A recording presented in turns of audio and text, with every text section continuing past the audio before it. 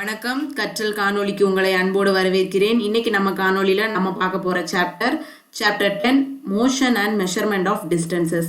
இது வரைக்கும் நம்ம சேனலை சப்ஸ்கிரைப் பண்ணாதவங்க மறக்காம சப்ஸ்கிரைப் பண்ணுங்க அண்ட் இந்த வீடியோ ஷேர் பண்ணுங்க. இந்த வீடியோ பார்த்து முடிச்சதுக்கு அப்புறம் உங்களுடைய கமெண்ட்ஸை எங்களுடைய கமெண்ட் பாக்ஸ்ல தெரியப்படுத்துங்க. அண்ட் மறக்காம இந்த ஆரோ மார்க் பாயிண்ட் பண்ற ஐக்கானை கிளிக் பண்ணி நீங்க நம்ம சேனலை சப்ஸ்கிரைப் பண்ணிருக்கீங்களா இல்லையான்னு தெரிஞ்சுக்கோங்க.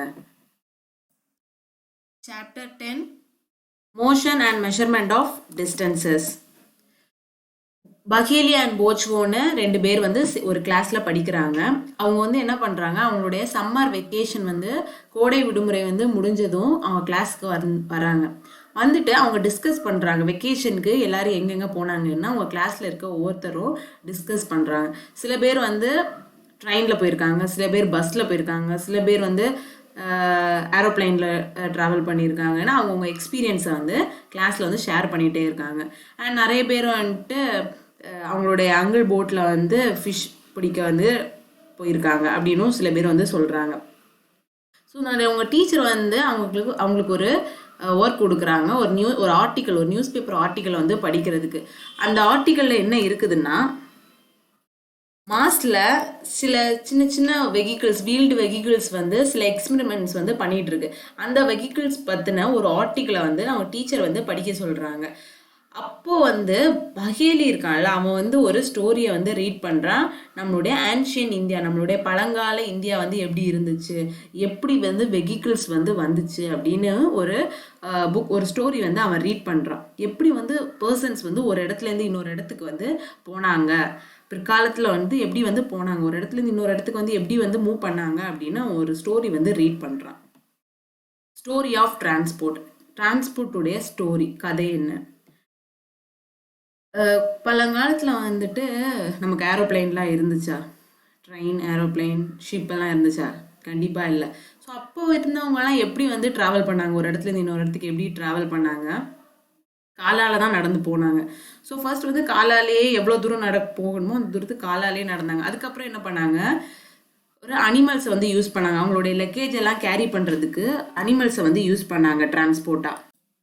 அதே மாதிரி நீர் வழியாக பயணம் செய்கிறதுக்கு என்ன பண்ணாங்கன்னா, சின்ன சின்ன மரக்கட்டைகள் இருக்கலாம், அதை ஒன்றா சேர்த்து கட்டி அதில் பயணம் செய்ய ஆரம்பித்தாங்க.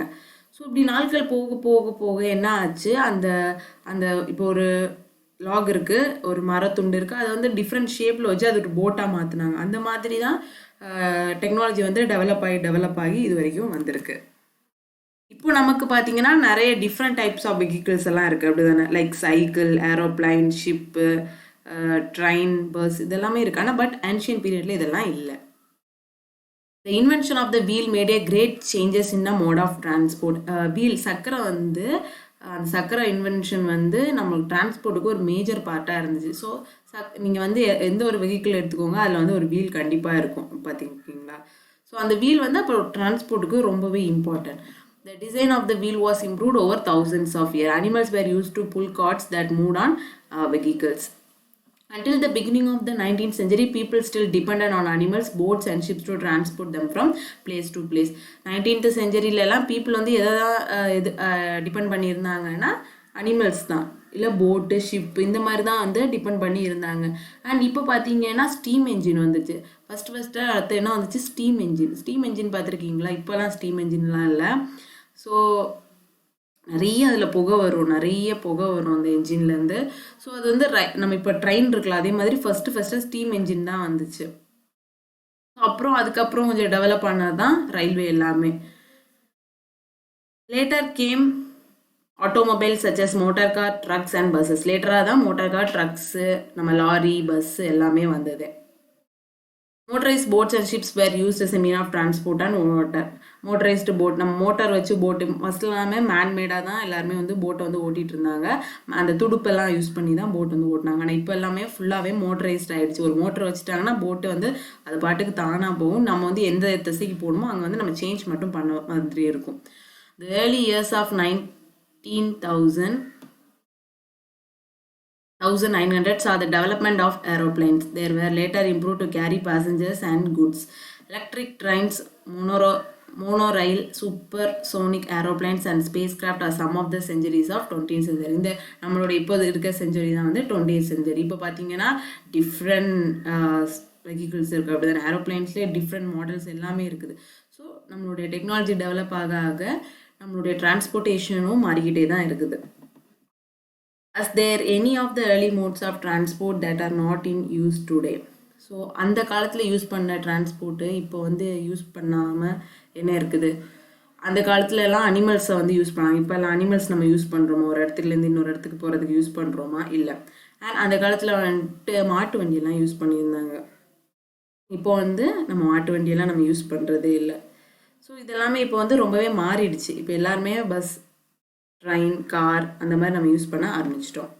How wide is this desk? ஒரு டெஸ்க்கை வந்து ஒரு டெஸ்கினுடைய வைடு அகலம் எவ்வளவு அப்படின்னு நம்ம இப்போ பார்க்க போகிறோம். இப்போது ஒரு கிளாஸில் வந்து போஜோ அண்ட் பகேலி கிளாஸ் ரூமில் வந்து இருக்கிறாங்க. அவங்களுடைய கிளாஸ் பெஞ்ச் எப்படி பார்த்துக்கிட்டிங்கன்னா, ஒரு பெஞ்சில் வந்து 2 பேர் இருக்க முடியும். ஸோ பல பேர் என்ன பண்ணுறாங்கன்னா, ஒருத்தருக்கு கம்மியான இடத்த கொடுத்துட்டு ஒருத்தர் வந்து அதிகமான இடத்த வந்து ஆக்குப்பை பண்ணியிருக்காங்க. அப்போ வந்து அவங்க மிஸ் என்ன சொல்கிறாங்கன்னா, நீங்கள் வந்துட்டு உங்களுடைய பெஞ்சை வந்து நீங்களே வந்து மெஷர் பண்ணி ஆஃப் ஒருத்தவங்க எடுத்துக்கோங்க, இன்னொரு ஆஃப் வந்து இன்னொருத்தவங்க எடுத்துக்கோங்க அப்படின்னு சொல்கிறாங்க. ஸோ ஃபர்ஸ்ட் வந்து என்ன பண்ணுறான், பகேலி அண்ட் போஜோ வந்து ஒரே டெஸ்க்கை வந்து ஷேர் பண்ணுறாங்க. ஸோ இவங்க வந்து இப்போ என்ன பண்ணுறாங்கன்னா, மிஸ் வந்து சொன்னதுபடி என்ன பண்ணுறாங்க, on the teacher's suggestion they decided to measure the length of the desk, make the mark exactly in the middle of it and draw the line to separate the two halves of the desk. Paheli and Boojho வந்து கில்லி தாண்டா வந்து அவங்க friends கூட வந்து ரொம்பவே விளையாடுவாங்க. So அவங்க என்ன செய்கிறாங்க, போஜ்கோ வந்து என்ன செய்கிறாங்கன்னா, அவங்ககிட்ட இருந்த கில்லி தாண்டா வந்து எடுத்துகிட்டு வராங்க. கில்லி தாண்டான்னா என்னன்னு பார்த்தீங்கன்னா, அவங்களுக்கு அந்த இமேஜ் காமிக்கிறேன். ஸோ இங்கே பாருங்கள், இவங்க கையில் இருக்கல, இதான் வந்து கில்லி தாண்டா. ஒரு குச்சி வந்து ரொம்பவே நீளமாக இருக்கும், அதை கையில் பிடிச்சிருப்பேன். இன்னொரு குச்சி வந்து கொஞ்சம் சின்னதாக இருக்கும், அதை வந்து இந்த பெரிய குச்சி வச்சு நம்ம அடிப்போம். ஸோ இது ஒரு கேம். ஸோ அதை வந்து அவங்க எடுத்துகிட்டு வராங்க. போஜ்கோ வந்து கிளாஸ்க்கு வந்து எடுத்துகிட்டு வந்து அவனுடைய டெஸ்க்கை வந்து அவன் வந்து என்ன பண்ணுறான், மெஷர் பண்ணுறான். ஃபர்ஸ்ட் வந்து என்ன பண்ணுறான், கில்லி தாண்டா வச்சு ஒரு லைன் போட்டு அடுத்து இன்னொரு கில்லி தாண்டா. ஸோ ஈக்குவலாக வந்துட்டு அவன் மெஷர் பண்ணுறான். ஸோ இப்படி ஈக்குவலாக மெஷர் பண்ணால் கரெக்டாக இருக்குமா? The length of the desk seems to measure using the gilli and tanda. And first வந்து கோடு போட்டுட்டான். ஸோ கொஞ்சம் அந்த ஒரு சாக் பீஸ் வச்சு கோடு போட்டான். இன்னும் ஒரு 2 வீக்ஸில் என்ன ஆயிடுச்சு, அந்த கோடு வந்து அழிஞ்சிருச்சு. ஸோ அப்போ என்ன பண்ணுறான்னா, அவனுடைய கில்லி தாண்டா வந்து அவன்கிட்ட இல்லை. ஸோ அவன் இன்னொரு கில்லி தாண்டா வந்து எடுத்துகிட்டு வரான். ஸோ அதில் எப்படி எடுத்துகிட்டு வரான்னா, 2 கில்லி அண்ட் ஒரு தாண்டா வந்து எடுத்துகிட்டு வரான். ஸோ அப்போ வந்து மெஷர் பண்ணுறான். 2 கில்லி வந்து 2 எண்டில் வச்சுட்டு ஒரு தாண்டா வந்து வைக்கிறான். இப்போ அவன் எப்படி வந்து அவனுடைய ஹாஃப் வந்து எப்படி வந்து மெஷர் பண்ணுவான்? ஸோ எக்ஸாக்டாக வந்து அவன் மெஷர் பண்ணியிருக்க முடியாது. Now when measured with a new set of gilli and tanda, the length seems to be about 2 danda length, 1 gilli length with a small length still left out. This is less than 1 gilli length. Now what would you suggest Paheli and Boojho to? So நம்ம வந்து Paheli and போஜ்கோக்கு எப்படி வந்து ஒரு டெஸ்க்கை வந்து ஹாஃபாக கரெக்டாக measure பண்ணுறதுக்கு நம்ம சொல்லலாம். ஒரு திங் வந்து எடுத்துக்கலாம், ஒரு கயிறு வந்து எடுத்துக்கலாம். அந்த கயிறை எடுத்துக்கிட்டு என்ன பண்ணலாம், அவங்க அந்த 2 எண்ட்லையும் மெஷர் பண்ணலாம். அந்த டேபிளோட 2 எண்டையும் மெஷர் பண்ணி அண்ட் அதை அப்படியே நீங்கள் வந்துட்டு ஹாஃபாக டைப் பண்ணிங்கன்னா, இப்போ அந்த 2 எண்டு, இப்போ 2 எண்டு இருக்குல்ல, அந்த 2 டேபிளோட 2 அந்த கயிறோட 2 எண்டையும் நீங்கள் சேர்த்திங்கன்னா உங்களுக்கு ஹாஃப் கிடச்சிரும், ஹாஃப் கயிறு வந்து கிடச்சிரும். ஸோ அதை வந்து இப்போ நீங்கள் டேபிளில் வச்சிங்கன்னா உங்களுக்கு அந்த டேபிளோட ஹாஃப் பகுதி வந்து உங்களுக்கு ஈஸியாகவே கிடச்சிருக்கும். ஸோ அதே மாதிரி தான் இவங்க பண்ணுறாங்க. One thing they could do is to take a small length of string and mark 2 points. So இந்த மாதிரி பண்ணலாம். Bojo has been reading about way people used to measure distance. Before such standard scales were made, he had been trying to follow different method for measuring distance. போஜோ வந்து ஒரு story வந்து read பண்ணலாம். அதில் வந்து different கைண்ட்ஸாக வந்து measure வந்து பண்ணுறாங்க. So இப்போ வந்து நம்ம எடுத்துக்கிட்டோன்னா, ஒரு கிளாத் வந்து நீங்கள் வந்து தைக்க கொடுக்குறீங்க. அப்போ அவங்க என்ன பண்ணுவாங்க, அந்த கிளாத்தோட லென்த்தை வந்து மெஷர் பண்ணுவாங்க.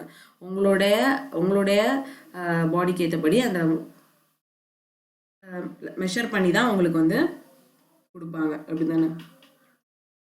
There are so many occasions when we come across we need to measure length and distance. The trailer need to measure the length of the cloth to know if it is enough to stitch a குத்தா. அதே மாதிரி கார்பெண்டரும் அப்படிதான். அவங்க வந்து இப்போ ஒரு கதவு செய்கிறாங்கன்னா அந்த கதவோட ஹைட் வித் எல்லாமே வந்துட்டு மெஷர் பண்ணுவாங்க. அண்ட் அதே மாதிரி தான் ஃபார்மர் விவசாயி என்ன பண்ணுவாங்க, அவங்களுடைய நிலத்தை வந்து அளந்து வச்சுருப்பாங்க. அப்போ தான் அவங்களுக்கு வந்து எவ்வளோ வந்து க்ராப் சீட்ஸ் வந்து அதில் போடணும் அப்படின்னு அவங்களுக்கு அளவு தெரியும். இப்போது வந்துட்டு உங்களுடைய இப்போ நீங்கள் வந்து ஒரு ரூமில் இருக்கிறீங்கன்னு வைங்க, உங்களுடைய ரூம் வந்து எவ்வளோ வந்து லாங்னு நோட் பண்ணுங்கள். அண்ட் உங்களுடைய டேபிள் வந்து எவ்வளோ அகலமாக இருக்குது. டெல்லியிலேருந்து லக்னோ போக எவ்வளோ தூரம், மூன் எர்த்லேருந்து எவ்வளோ தூரம் இருக்குது. ஸோ இதெல்லாம் நீங்கள் எப்படி வந்து மெஷர் பண்ணுவீங்க? சின்ன சின்ன விஷயங்கள்லாம் ஈஸியாகவே நம்ம வந்து மெஷர் பண்ணலாம். ரொம்ப இப்போ வந்து டிஸ்டன்ஸ் டெல்லியிலேருந்து லக்னோ வந்துட்டு எவ்வளோ தூரம்னு நம்மளால் மெஷர் பண்ண முடியுமா? ஸோ அதெல்லாம் எப்படி மெஷர் பண்ணாங்க? All these questions have one thing in common. They all concern distance between two places. ரெண்டு places கிடையாது distance தான். The two places may be close enough like the two ends of the table, or they may be far apart like Jammu and Kanyakumari. ரெண்டு பிளேசஸோட distance measure பண்ணுறது தான். But இப்போ ஒரு table எடுத்துக்கிட்டிங்கன்னா அதனுடைய ரெண்டு எண்டும் பக்கத்தில் தான் இருக்கும். ஆனால் ஜம்மு அண்ட் கன்னியாகுமரி எடுத்து பாருங்கள், டிஸ்டன்ஸ் எவ்வளவு. ஜம்மு வந்து ஒரு எண்டில் இருக்குது அண்ட் கன்னியாகுமரி இன்னொரு எண்டில் இருக்குது. ஸோ இதோடைய டிஸ்டன்ஸ் வந்து ரொம்பவே அதிகம். இப்போ வந்து நம்ம சில எக்ஸ்பெரிமெண்ட்ஸ் வந்து பண்ணலாம், எப்படி வந்து டிஸ்டன்ஸ் வந்து மெஷர் பண்ணுறது. First sum measurements. ஆக்டிவிட்டி 1 பாருங்கள். Work in groups and each of you do this activity one by one. Using your foot as a unit of length, measure the length and breadth of the classroom. It is possible that by measuring these you may find some part remains to be measured at it smaller than your foot. Use a string to measure the length of the part of your foot as you did before. Record your observation. So உங்களோட activity 1 பாருங்கள். காலம் அவங்க டேபிளர் காலம் கொடுத்துருக்காங்க. Name of the student, உங்கள் கிளாஸில் இருக்க ஒவ்வொருத்தங்களாம் நீங்கள் பண்ண போகிறீங்க. ஃபர்ஸ்ட் வந்து உங்களோட ஸ்டூடெண்ட் நேம் வந்து எழுதிக்கோங்க. அண்ட் அவங்க வந்து என்ன பண்ணணும்னா நடந்து அவங்களுடைய காலால் கிளாஸ் ரூமோட லென்த்தை வந்து மெஷர் பண்ணணும். ஸோ அவங்களுடைய ஃபுட் வச்சு ஒவ்வொரு ஸ்டெப் 1, அடுத்த நெக்ஸ்ட் ஸ்டெப் 2. ஸோ அது லென்த் வந்து கிளாஸ் ரூமோட லென்த் என்ன, அண்ட் அதே மாதிரி கிளாஸ் ரூமோட வித் அகலம் என்ன, இது வந்து அவங்க நடந்த ஃபுட் வச்சு மெஷர் பண்ணி எழுதணும். இதுதான் அவங்களுடைய ஆக்டிவிட்டி 1. நெக்ஸ்ட் ஆக்டிவிட்டி 2 பாருங்கள். Work in a group and each of you use your handspan as a unit to measure the width of the table or a desk in a classroom. So உங்களுடைய activity 2 என்னன்னு பார்த்தீங்கன்னா, who measured the width of the table.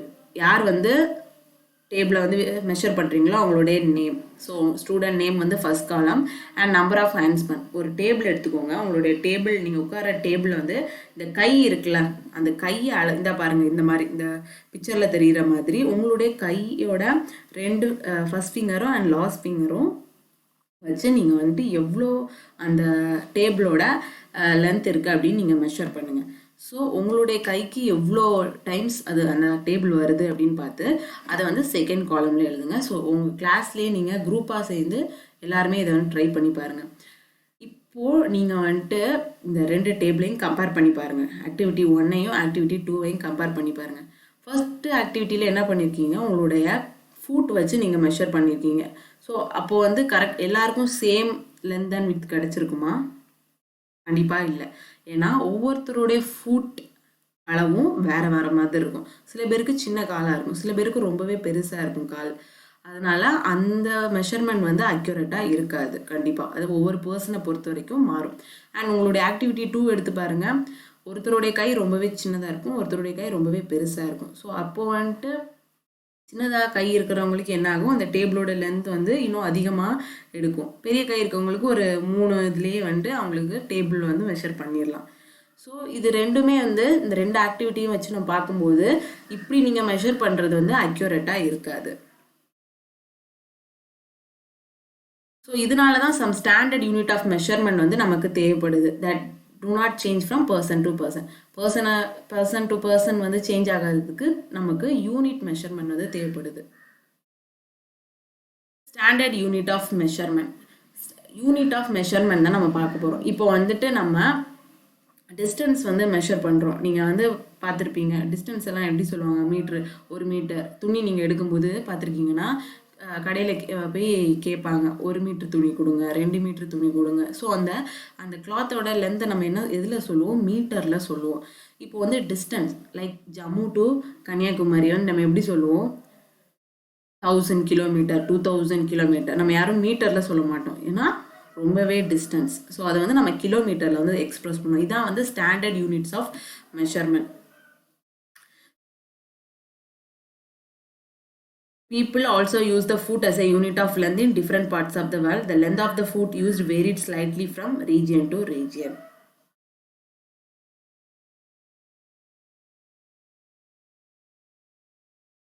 Even today, we can see flower sellers using their forearm as a unit of length for grasslands in many towns of India.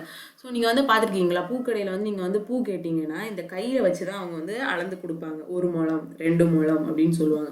So அவங்க அந்த பூ வந்து எதில் இப்போ measure பண்ணுறாங்க, அவங்க கையளவுக்கு, அது வந்து 1 முழம்னா அவங்க கையளவு அப்படின்னு அவங்க மெஷர் பண்ணுறாங்க. இதெல்லாமே தான் measurements.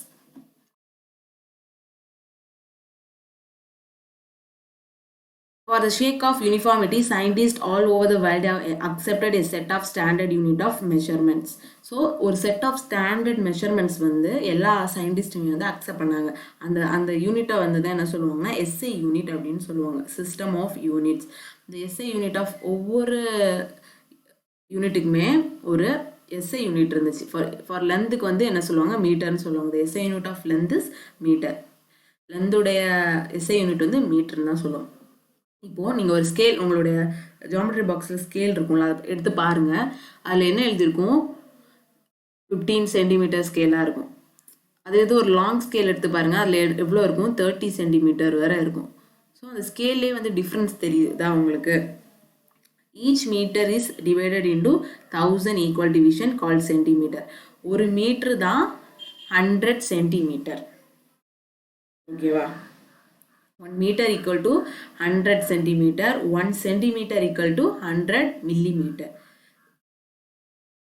Each centimeter has 10 equal division called millimeter.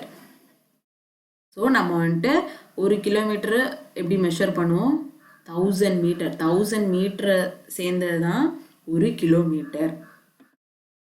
So இப்போ வந்துட்டு now we can repeat all our measurement activities using a standard scale and measure in SI unit. Before we do that, we do need to know the correct way of measuring length and distance. Correct measurement of length. In our daily life, we use various type of measuring devices. We use a meter scale for measuring length. A tailor uses tape. நம்ம வந்து துணி தைக்க போகும்போது Taylor வந்து என்ன use பண்ணுவாங்க, tape use பண்ணி தான் அந்த கிளாத்தை வந்து அவங்க மெஷர் பண்ணி தைப்பாங்க. அதே மாதிரி நீங்கள் பார்த்துக்கிட்டிங்கன்னா நம்ம வந்துட்டு இப்போ வந்து ஒரு கடைக்கு போகிறோம், ஒரு திங்ஸ் வாங்குகிறோம். அப்போ அவங்க வந்து என்ன பண்ணுவாங்க, தராஸ் வச்சுருப்பாங்க. ஸோ நீங்கள் பார்த்துருப்பீங்க, அதில் வந்து அவங்க என்ன வெயிட்டை வந்து மெஷர் பண்ணி தான் நமக்கு தருவாங்க. Measuring tape is more suitable for this. For small measurements such as the length of your pencil, you can use a 15 cm scale for your geometry box. இப்போ ஒரு பென்சிலை வந்து நீங்கள் மெஷர் பண்ணணும். அப்போ நீங்கள் வந்து உங்ககிட்ட இருக்க ஸ்கேல் வச்சே நீங்கள் வந்து மெஷர் பண்ணிடலாம் அதனுடைய லென்த் எவ்வளோ அப்படின்னு. ஸோ இன்னும் வந்துட்டு ரொம்ப பெரிய பொருளாக இருந்துச்சுன்னா அந்த 50 சென்டிமீட்டர் ஸ்கேல் போதுமா, இல்லை அப்போ ஒரு 30 சென்டிமீட்டர் ஸ்கேலில் நீங்கள் யூஸ் பண்ணி மெஷர் பண்ணலாம். ஸோ உங்களுடைய ஆப்ஜெக்டை பொறுத்து உங்களுடைய மெஷர்மெண்ட்ஸும் மாறும். In taking measurement of a length, we need to take care of the following. First வந்து என்ன பண்ணணும்னா, place the scale in contact with the object along its length. So first வந்து எந்த ஆப்ஜெக்டை நீங்கள் மெஷர் பண்ணுறீங்களோ, இப்போ உங்களுடைய ஸ்கேலை வந்துட்டு அதுக்கு பக்கத்தில் போய் வைக்கணும். தூரமாக வச்செல்லாம் பார்க்கக்கூடாது, பக்கத்தில் வச்சு பார்க்கணும்.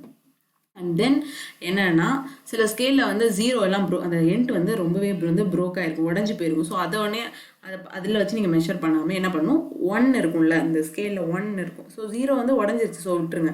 ஸோ 1லேருந்து எடுத்துகிட்டு உங்களுக்கு எது வரைக்கும் உங்களுக்கு டிஸ்டன்ஸ் கிடைக்குதோ அதுலேருந்து 1 வந்து நீங்கள் மைனஸ் பண்ணிட்டீங்கன்னா உங்களுக்கு அக்யூரேட் லென்த் வந்து கிடச்சிரும். இது வந்து செகண்ட் பாயிண்ட். தேர்ட் பாயிண்ட் பார்த்தீங்கன்னா, நீங்கள் வந்து மெஷர் பண்ணும்போது டேரெக்டாக உங்கள் ஐ கான்டாக்ட் வந்து அதுக்கு முன்னாடி பார்க்குற மாதிரி இருக்கணும். தூரத்தில் இருந்துட்டு அதை வந்து மெஷர் பண்ணக்கூடாது. உங்களோட ஐ கான்டாக்ட் வந்து ஃப்ரண்ட் ஆஃப் த பாயிண்ட்டாக இருக்கணும். அப்போ தான் உங்களுக்கு அக்யூரேட் வந்து லென்த் வந்து உங்களுக்கு கால்குலேட் பண்ண முடியும். பாருங்க, ஸோ இந்த ஸ்கேல் பாருங்கள், இப்போது ஏ பர்சன் இருக்காங்க, பி பர்சன் இருக்காங்க, சி பர்சன் இருக்காங்க. ஸோ பி பர்சன் தான் கரெக்டாக அவரால் எந்த லென்த்துன்னு மெஷர் பண்ண முடியும். ஸோ ஏலேருந்து பார்க்கும்போது அவருக்கு வந்து என்ன தெரியும் பாருங்கள், 8 தெரியும். பியில் பார்க்குறவருக்கு 7.5 தெரியும் அண்ட் சியில் பார்க்குறவருக்கு 6.5 தெரியும். அப்போது நம்மளுடைய ஐ கான்டாக்ட் வந்து எப்படி இருக்கணும், கரெக்டாக நம்மளுடைய ஆப்ஜெக்ட்டுக்கு நேராக வந்து இருக்கணும். நெக்ஸ்ட் வந்து ஆக்டிவிட்டி 3 பாருங்கள். நம்மளுடைய கிளாஸில் இருக்கிறவங்களுடைய ஹைட்டை வந்து மெஷர் பண்ண சொல்கிறாங்க. ஸோ ஃபர்ஸ்ட் வந்து என்ன பண்ணணும்னா, அவங்கள வந்துட்டு ஒரு செவுத்தில் பக்கத்தில் நிற்க வச்சுட்டு அவங்களுடைய ஹெட்டுக்கு மேலே ஒரு லைன் போட்டுருங்க. போட்டுட்டு நார்மலாக உங்களுடைய ஹைட் வந்து சென்டிமீட்டரில் மெஷர் பண்ணுங்கள். அதை வந்து காலம் 3ல் வந்து போட்டுருங்க, height in centimetre. So first வந்து அவங்களுடைய நேம் அண்ட் செகண்ட் வந்து height in hand span. So கீழேருந்து உங்களுடைய சவுருடைய கீழே பகுதியிலேருந்து உங்களுடைய கை வச்சு நீங்கள் வந்துட்டு அந்த கோடு போட்டிருக்கீங்களா அதுக்கு வந்து மெஷர் பண்ணுங்கள். ஸோ எவ்வளோ ஹேண்ட் ஸ்பேன்ஸ் வந்து கிடச்சிருக்கு அப்படின்னு.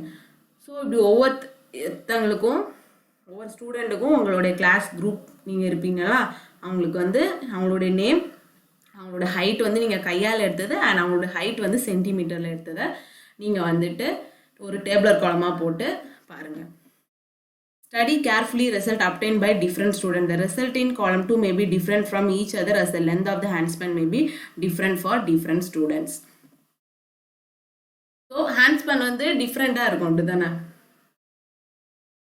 ஒவ்வொருத்தரை பொறுத்த வரைக்கும் அவங்களோட ஹேண்ட்ஸ்பேன் வந்து டிஃப்ரெண்ட்டாக இருக்கும் கையளவு.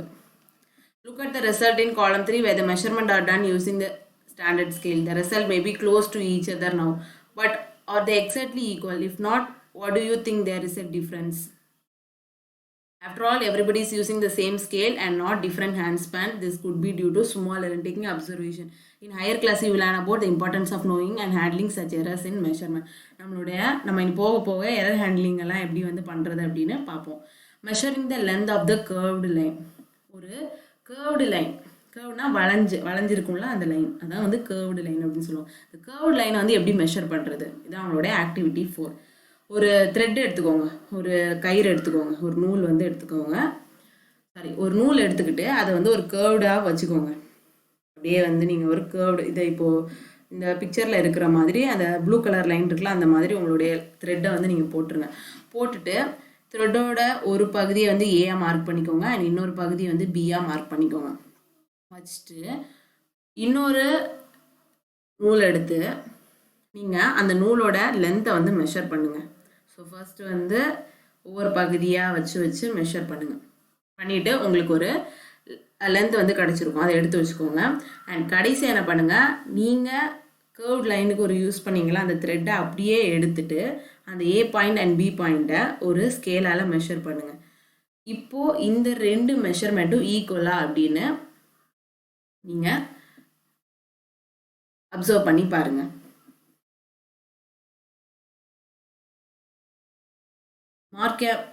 Make a mark on the thread where it touches the end. Now stretch the thread along a meter scale. Measure the length between the knot in a beginning and the final mark on the thread. This gives the length of the curved line AB. We see that we need a lot of care to ensure that we are measuring distance and length correctly, and we need some standard unit and devices which we measure the distance and convey our result. So அந்த curved line நம்ம வந்து measure பண்ணும்போது எவ்வளோ கொஞ்சம் வந்து கஷ்டப்பட்டிருப்போம். First அப்படியே நம்ம டேரெக்டாக வந்து நம்மளால் மெஷர் பண்ணியிருக்க முடியாது. பட் ஒரு ஸ்ட்ரைட் லைனை வந்து நம்ம ஈஸியாகவே வந்து மெஷர் பண்ணலாம். ஸோ ஒவ்வொரு மெஷரிங்குமே டிஃப்ரென்ஸாக இருக்கும். நெக்ஸ்ட் வந்து மூவிங் திங்ஸ் அரவுண்ட் அஸ், நம்மளை சுற்றி மூவ் ஆகிற திங்ஸ். உங்களோட ஆக்டிவிட்டி 5 பாருங்கள். Think of some objects you have seen recently. These may include a school bag, mosquito, table, people sitting on chair, or a people moving aboard the list. You may also have a butterfly, a dog, cow, your hands, a small baby, a fish in a water, a house, a factory, a piece of stone, a horse, a ball, a bat, a moving train, a swing missing, a wall clock, or the hands of clock. Make your list as large as you can. Which of these are moving, which are as a... so உங்களோட activity 5ல different objects வந்து கொடுத்துருக்காங்க. இந்த ஆப்ஜெக்ட்ஸில் எந்தெந்த objects வந்து moving objects and எந்தெந்த objects வந்து ரெஸ்ட்டில் இருக்கும் அப்படின்னு கேட்டிருக்காங்க. ஸோ பார்க்கலாம். ஃபர்ஸ்ட் வந்து எடுத்துக்கலாம் மஸ்கிட்டோ. மஸ்கிட்டோ வந்து ஒரே இடத்துல இருக்குமா, மூவ் ஆகிட்டே இருக்கும். ஸோ மஸ்கிட்டோ வந்து object in motion. School bag வந்து ஆப்ஜெக்ட் அட் ரெஸ்ட். நீங்களாக அந்த ஸ்கூல் பேக் எடுக்கிற வரைக்கும் அது அதே இடத்துல தான் எவ்வளோ நாளாக இருந்தாலும் இருக்கும். டேபிள் வந்து object at rest. People sitting on chair or moving about. People வந்து மூவ் ஆகிட்டே, அப்போ ஆப்ஜெக்ட் இன் மோஷன். டாக் வந்து object in motion. Cow object in motion. Small baby object in motion. A fish in water object in motion. House வந்து எங்கேயுமே போகாது, அதே இடத்துல தான் இருக்கும், அப்போ ஆப்ஜெக்ட் அட் ரெஸ்ட். ஃபேக்ட்ரியும் அதே இடத்துல தான் இருக்கும், ஆப்ஜெக்ட் அட் ரெஸ்ட். ஸோ இந்த மாதிரி இந்த உங்களுக்கு கொடுத்துருக்க எக்ஸாம்பிளில் நீங்கள் எடுத்துக்கலாம். இல்லைனா நீங்கள் வந்துட்டு ஒரு நிறைய ஆப்ஜெக்ட்ஸை வந்து குரூப் பண்ணிவிட்டு அந்த ஆப்ஜெக்ட்ஸில் எதெல்லாம் ரெஸ்ட் எதெல்லாம் மோஷன் அப்படின்னு ஒரு டேபிளர் காலம் போடுங்க. இதான் அவங்களுடைய ஆக்டிவிட்டி 5. ஸோ நெக்ஸ்ட் வந்து ஆக்டிவிட்டி 6 என்னன்னு பார்க்கலாம். Select a place where you find ants. எறும்பு எங்கே இருக்கோ அந்த இடத்த வந்து பார்த்து வச்சுக்கோங்க. அந்த இடத்துல வந்துட்டு ஒரு வெள்ளை பேப்பரில் வந்து சர்க்கரை வந்து நல்லா கொட்டி வைங்க. ஸோ பார்த்தீங்கன்னா அந்த இடத்துல வந்து ஆண்ட் வந்து சர்க்கரையை பார்த்தோன்னே ஓடி வரும். ஓடி வந்துட்டு ஃபஸ்ட்டு ஒரு ஆண்ட் வந்து என்ன ஆகும், பேப்பரில் ஏறுமா. ஃபஸ்ட்டு ஆண்ட்டும் ஏதோ ஒரு ஆண்டு எப்படியும் கண்டிப்பாக வந்து சர்க்கரைக்கு பேப்பர் மேலே இருக்கும்போது பேப்பர் மேலே அந்த ஆண்ட் வந்து தான் ஆகணும். ஸோ அந்த எறும்பு வந்து நீங்கள் மார்க் பண்ணுங்கள். ஃபஸ்ட்டு அந்த வந்த இடத்த மார்க் பண்ணுங்கள். பண்ணிவிட்டு ஒரு செகண்ட்ஸ் கழிச்சு பாருங்கள், அந்த எறும்பு அந்த இடத்துல இருக்காது, இன்னொரு இடத்துல இருக்கும். ஸோ அந்த இடத்த மார்க் பண்ணுங்கள். அண்ட் மறுபடியும் இன்னொரு இடத்துக்கு போயிடும், அதை மார்க் பண்ணுங்கள். ஸோ நீங்கள் அப்படியே ஒரு 15 மினிட்ஸ்க்கு மார்க் பண்ணிகிட்டே இருங்க. பண்ணிவிட்டு லாஸ்ட்டாக வந்துட்டு அந்த சர்க்கரையும் அந்த எறும்பையும் எல்லாம் ஃபுல்லாக தட்டி விட்டுருங்க. இப்போ அந்த மார்க்ஸ் எல்லாம் வந்து ஒன்று சேர்த்து பாருங்கள். ஹேண்ட் வந்து எப்படி வந்து அந்த மூவ் ஆகிருக்கு அப்படின்னு உங்களுக்கு தெரியும். பாருங்கள், இதான் வந்து இந்த பிக்சரில் இருக்கிற மாதிரி. ஃபர்ஸ்ட் இந்த ஹேண்ட் வந்து இங்கே ஸ்டார்ட் ஆகிருக்கு, அப்புறம் அப்படியே மூவ் ஆகி இங்கே போயிருக்கு, அது செகண்ட் பாயிண்ட் மார்க் பண்ணியிருக்காங்க, அண்ட் தேர்ட் பாயிண்ட் இங்கே, அண்ட் 4th பாயிண்ட். ஸோ இந்த மாதிரி நீங்கள் வந்து ஒரு ஷீட்டில் வந்து மார்க் பண்ணி அந்த ஹேண்டோடைய மோஷனை வந்து ட்ரா பண்ணி காமிங்க. இதான் வந்து உங்களோட ஆக்டிவிட்டி 6. நெக்ஸ்ட் வந்து types of motion. Different types of வந்து மோஷன் இருக்கு. You may have observe the motion of a vehicle on a straight road. ஒரு ஸ்ட்ரைட் ரோடில் வெஹிக்கிள் வந்து எப்படி போகும், ஒரு ரோடு இருக்குது, அந்த ரோட்டில் வந்து ஒரு பஸ் வருது, அது எப்படி வரும், ஸ்ட்ரைட்டாக வரும். மார்ச் பாஸ்ட் பார்த்துருக்கீங்களா? சோல்ஜர்ஸ் August 15th வந்து பண்ணுவாங்க, பெரேட்லாம் பண்ணுவாங்க, அதெல்லாம் பார்த்துருக்கீங்களா? லெஃப்ட் ரைட் அப்படின்னு. ஸோ அவங்க வந்து எப்படி போவாங்கன்னா ஸ்ட்ரைட்டாக தான் போவாங்க. அண்ட் ஒரு ஸ்டோன் வந்து உள்ளது, அது வந்து எப்படி விழும், அப்படியே ஸ்ட்ரைட்டாக வந்து விழும். ஒரு மேங்கோ வந்து ஒரு ட்ரீலேருந்து உள்ளது, எப்படி வந்து விழும், ஸ்ட்ரைட்டாக வந்து விழும். ஸோ ஒரு மோஷன் வந்து ஸ்ட்ரைட்டாக இருந்துச்சுன்னா அது என்ன மோஷன் சொல்லுவாங்கன்னா ரெக்டிலீனியர் மோஷன் அப்படின்னு சொல்லுவாங்க.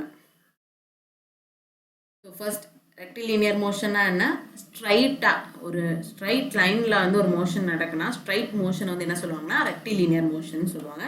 எக்ஸாம்பிளுக்கு வந்து வெஹிக்கிள் ரோட்டில் போகிறது. அண்ட் ஆப்ஷன் பி பாருங்கள், சோல்ஜர்ஸ் உடைய மார்ச் பாஸ்ட். இது எல்லாமே வந்துட்டு ரெக்டிலினியர் மோஷனுக்கு எக்ஸாம்பிள். இன்னொரு மோஷன் என்னன்னா ஆக்டிவிட்டி 7 பாருங்க. ஒரு கல்லை வந்து ஒரு நூலில் கட்டிட்டு அதை அப்படியே நீங்கள் கறக்கி பாருங்கள். அந்த கல் வந்து என்ன மோஷனில் போகும், சர்க்குலராக மோஷனில் போகும். சர்க்குலர் பாத்தில் நீங்கள் வந்து ட்ரை பண்ணுங்கள். ஒரு கயரில் ஒரு த்ரெட்டில் வந்து ஒரு நூலில் வந்து ஒரு சின்ன கல்லை கட்டிட்டு அதை அப்படியே சுற்றி பாருங்கள். இப்படி கையில் வந்து சுற்றி பாருங்கள். கையில் சுற்றிடாதீங்க, அப்படியே சுற்றி பாருங்கள். அது வந்து அப்படியே ஒரு சர்க்குலர் பாத்தில் மூவ் ஆகிட்டே இருக்கும் அந்த ஸ்டோன். ஸோ அந்த மோஷன் என்ன சொல்லுவாங்கன்னா சர்க்குலர் மோஷன் அப்படின்னு சொல்லுவாங்க. ஓகேவா? இது சர்க்குலர் மோஷனுக்கு எக்ஸாம்பிள் வந்து வேறு என்ன சொல்லலாம்னா ஃபேன் சொல்லலாம். நீங்கள் ஃபேன் சுவிட்ச் போட்டு பாருங்கள், அது அப்படியே வந்து சர்க்குலர் மோஷனில் தான் சுற்றும். ஸோ சர்க்குலர் ஃபர்ஸ்ட் வந்து ரெக்டிலினியர் மோஷன், செகண்ட் வந்து சர்க்குலர் மோஷன். ஸோ சர்க்குலர் மோஷனுக்கு இன்னொரு எக்ஸாம்பிள் வந்து ஃபேன்.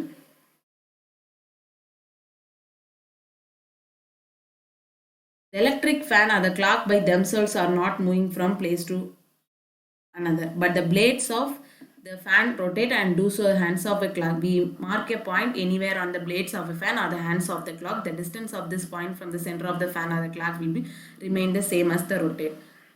So இப்போ வந்து ஃபேன் சுற்றும் போது பாருங்கள், அதோடைய சென்டர் பாயிண்ட்லேருந்து அந்த ஃபேனோட எந்த எட்ஜை நீங்கள் எடுத்துக்கிட்டாலும் சேம் லென்த்தில் தான் இருக்கும். ஸோ அதை வந்து என்ன சொல்லுவாங்கன்னா சர்க்குலர் மோஷன் அப்படின்னு சொல்லுவாங்க. அண்ட் நெக்ஸ்ட் வந்து பீரியாடிக் மோஷன். பீரியாடிக் மோஷன் அப்படின்னா என்னென்னா, இப்போ வந்துட்டு நீங்கள் ஒரு பெல் இருக்குது, அந்த பெல்லை வந்து நீங்கள் வந்து தட்டினீங்கன்னா அது போய் அடிச்சுட்டு மறுபடியும் அதே இடத்துல சென்டரில் தான் வந்து நிற்கும், அப்படி தானே? அது வந்து ஒரு எக்ஸாம்பிள் பீரியாடிக் மோஷனுக்கு. லைக் பெண்டுலம் எடுத்துக்கோங்க. பெண்டுலம் வந்து நீங்கள் வந்து தட்டி விட்டீங்கன்னா அது அப்படி கொஞ்ச நேரம் ஆடிக்கிட்டு சென்டர் ஆஃப் த போர்ஷனில் தான் வந்து நிற்கும். ஸோ அந்த சென்டரில் வந்து ரிப்பீட் ஆப்ஜெக்ட் வந்து எங்கே தொடங்குச்சோ அந்த இடத்துலயே வந்து நிற்கிறது வந்து என்ன சொல்லுவாங்கன்னா பீரியாடிக் மோஷன் அப்படின்னு சொல்லுவாங்க. the object repeats its motion after some time.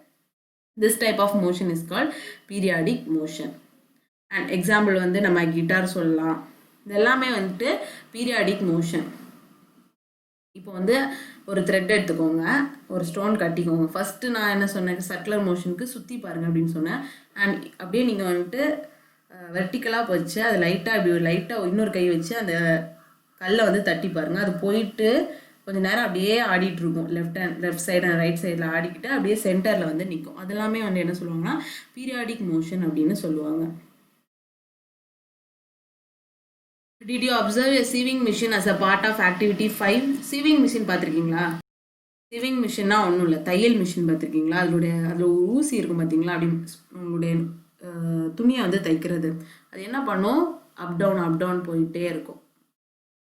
அது வந்து என்னது, அங்கே வந்து அப்போ என்ன நடக்குது, என்ன மோஷன் நடக்குது? It remains the same location while any point on the wheel moves with a circular motion. It also has a needle that moves up and down continuously as long as the wheel rotates. நம்ம வீலை வந்து wheel வந்து என்ன மோஷனில் rotate ஆகும், circular மோஷனில் rotate ஆகும். And உங்களுடைய needle வந்து எப்படி போயிட்டு இருக்கும், பீரியாடிக் மோஷனில் வந்து போயிட்டே இருக்கும். அப்படி தானே? அப்போ இந்த இடத்துல என்ன இருக்குது, ரெண்டு காம்பினேஷன் ஆஃப் மோஷன்ஸ் வந்து நடக்குது. Have you observe closely the motion of a ball along the ground? So ஒரு பாலை வந்து கிரவுண்டில் நீங்கள் த்ரோ பண்ணுறீங்க. அப்போது அந்த பால் வந்து எப்படி போகும், ஸ்ட்ரைட்டாக போகுது. ஸோ ரெக்டிலினியர் மோஷன் இங்கே நடக்குது அண்ட் சர்க்குலராக போகும். பால் வந்து சுற்றி தானே போகும். அப்போ அங்கே வந்து சர்க்குலர் மோஷன். ஸோ ரெண்டு மோஷன்ஸ் வந்து கம்பைன் ஆகுது. ஸோ இதே மாதிரி வந்து நீங்களும் வந்து யோசிச்சு பாருங்கள், ரெண்டு டிஃப்ரெண்ட் காம்பினேஷன்ஸில் என்னென்ன மோஷன்ஸ் வந்து நடக்குது அப்படின்னு யோசிச்சு பாருங்கள். We did many measurement activities and discussed some kind of motion. We say that motion is a change in the position of object with the time. அப்போ மோஷன்னா என்ன, ஒரு ஆப்ஜெக்டோட பொசிஷன் வந்து டைம் பொறுத்து சேஞ்ச் ஆகிறது வந்து மோஷன் அப்படின்னு நம்ம சொல்லுவோம். The change in this position can be determined through distance measurement. அந்த ஒரு பொசிஷன், ஒரு ஆப்ஜெக்ட் வந்து ஒரு இடத்துலேருந்து இன்னொரு இடத்துக்கு சேஞ்ச் ஆகுது. அப்போது இந்த இடத்துலேருந்து அந்த இடத்த நீங்கள் மெஷர் பண்ணுறது வந்து என்ன சொல்லுவாங்கன்னா டிஸ்டன்ஸ் மெஷர்மெண்ட் அப்படின்னு சொல்லுவாங்க. The movement of a snail on the ground, a butterfly flitting from flower to flower, a river flowing, an aeroplane flying, moon going around the earth, and blood flowing inside our body show that there is a motion everywhere around us. So எல்லா இடத்துலையுமே வந்து motion வந்து இருக்க தான் செய்யுது. எல்லாமே வந்துட்டு moving ஆகிட்டே தான் இருக்குது. நம்மளுடைய பாடியில் கூட பார்த்திங்கன்னா பிளட் வந்து நம்ம பாடி ஃபுல்லாக வந்து மூவ் ஆகிட்டே தான் இருக்குது. So everywhere around us there is a motion. Next வந்து நம்ம சம்மரி பார்ப்போம். Different modes of transport are use to go from one place to, ஒரு பிளேஸ்லேருந்து இன்னொரு பிளேஸ் போகிறதுக்கு நம்ம டிஃப்ரெண்ட் கைண்ட்ஸ் ஆஃப் டிரான்ஸ்போர்ட் வந்து யூஸ் பண்ணுறோம். In ancient time, people used length of foot, the width of the finger, the distance of a step as a unit of measurement. This caused confusion and needed develop uniform system of measurement arose. Ancient பழங்காலத்துல எல்லாம் என்ன use பண்ணாங்க, எப்படி மெஷர்மெண்ட்டுக்கு use பண்ணாங்க, கை வச்சு அவங்களுடைய கால்கள் வச்சு தான் மெஷர் பண்ணாங்க. ஸோ அது வந்து கிரேட் கன்ஃபியூஷன், அந்த மெஷர்மெண்ட் வந்து எக்ஸாக்டாக இருக்காது. ஸோ அதனால வந்தது தான் என்னது, எஸ்ஐ யூனிட். மீட்டர் வந்து என்ன யூனிட்டில் மெஷர் பண்ணும், metre is the unit of length. Motion in a straight line is called rectilinear motion. Motion வந்து ஸ்ட்ரைட் லைனாக இருந்தால் அது ரெக்டிலினியர் மோஷன் சொல்லுவோம். சர்க்குலர் பார்த்தா இருந்தால் அதை வந்து சர்க்குலர் மோஷன் சொல்லுவோம். And motion that repeat it self after sometime வந்து அது ரிப்பீட்டடாக நடந்தால் அது வந்து என்ன சொல்லுவோம், பீரியாடிக் மோஷன் அப்படின்னு நம்ம சொல்லுவோம். இப்போ வந்து எக்ஸசைஸ் பார்க்கலாம். Give to example each of modes of transport used on land, water and air. land, water, airல யூஸ் பண்ணுற ஒவ்வொன்றுக்கும் ரெண்டு எக்ஸாம்பிள் கேட்குறாங்க. லேண்டில் என்னென்ன யூஸ் பண்ணுவோம், பஸ்ஸு, ட்ரெயின். வாட்டரில் என்ன யூஸ் பண்ணுவோம், ஷிப்பு, போட் யூஸ் பண்ணுவோம். ஏரில் வந்து ஏரோப்ளைன், ஹெலிகாப்டர். ஸோ இதெல்லாமே எக்ஸாம்பிள்ஸ். நெக்ஸ்ட் வந்து filling the blanks. 1 meter is dash centimeter. ஒரு metre equal to how many centimeter, 100 centimeter. Second 5 kilometer is dash meter. ஒரு கிலோமீட்டர் வந்து 1000 மீட்டர். அப்போ 5 கிலோமீட்டர் வந்து 1000 into 5, 5000 மீட்டர். அப்போ answer. The motion of a child on a swing is என்ன motion? Periodic motion. The motion of the needle of a sewing machine வந்து periodic motion. The motion of a wheel of a bicycle வந்து wheel வந்து bicycle cycle வந்து எப்படி இருக்கும்? Circular motion. Question 3 பாருங்க. Why can a pace or a footstep not be used as a standard unit of length? ஏன் வந்து நம்ம food ஸ்டெப்பையோ R நம்மளுடைய கையை வந்து நம்ம ஏன் மெஷர் பண்ணுறதுக்கு அவங்க யூஸ் பண்ண மாட்டேங்கிறோம்? ஏன்னா அப்படி வந்து ஒவ்வொரு பர்சனை வந்து பொறுத்த வரைக்கும் ஒவ்வொரு பர்சன் அண்ட் பர்சன் மாறும் அப்படி தானே.